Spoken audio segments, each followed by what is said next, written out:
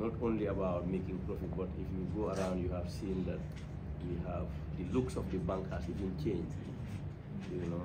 And I want to also inform the shareholders also that our headquarters on Kairaba Avenue is completed now. We just did the electrical testing last weekend. Everything is completed, and we have ordered all the furniture, and it's supposed to arrive this month.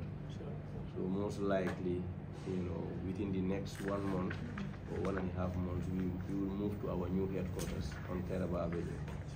And also during this last quarter, we opened the new branch, Farafenye branch, which is bigger and more spacious. So she is continuously looking for avenues to develop the bank. So I want to take the opportunity really to thank her and her management on behalf of all the shareholders for a very good job. That's what I just heard on the AOB. We also are implementing the latest IMAL, you know, which is going to be very, you know, more digital. We're going to be the second bank in the country to do Omni, which will simplify transaction.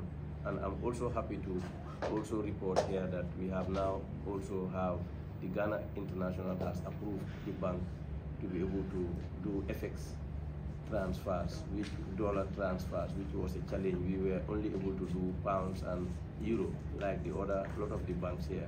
But out of most of the banks, we were approved again. I think it's only us and another bank.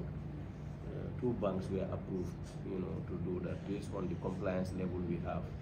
So that all goes to the way Madam Jawara is handling the affairs of the bank. I want to really thank her for the efforts she's doing.